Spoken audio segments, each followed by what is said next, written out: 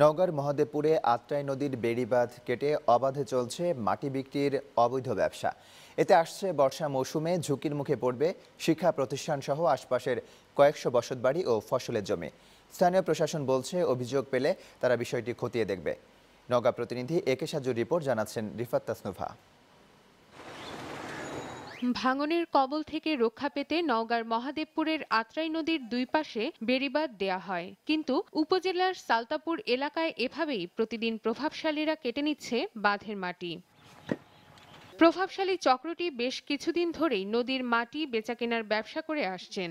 এখন শুরু হয়েছে বাঁধের মাটি বিক্রি, আর এই মাটি যায় এলাকার ইটভাটাগুলোতে। প্রতি গাড়ি মাটি বিক্রি হয় 500 থেকে 600 টাকায়।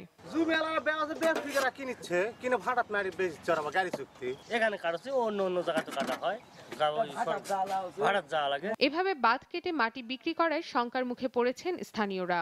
বর্ষা মৌসুমে বসতবাড়ি, শিক্ষা প্রতিষ্ঠান সহ এলাকার বিভিন্ন গুরুত্বপূর্ণ স্থাপনা ভাঙনের কবলে পড়ার আশঙ্কা করছেন তারা। এই যে মাটি কাটিচ্ছে, নদীর থেকে নিচা হয়ে যাচ্ছে।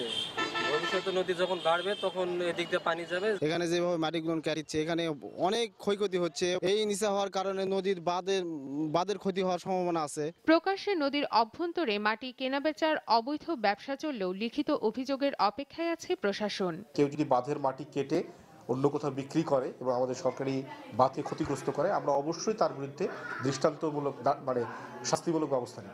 বাঁধ রক্ষা সহ বড় ধরনের ক্ষতির হাত থেকে বাঁচাতে দ্রুত ব্যবস্থা নেওয়ার দাবি এলাকাবাসীর। রিফাত তাসনুভা, নিউজ 9, ঢাকা।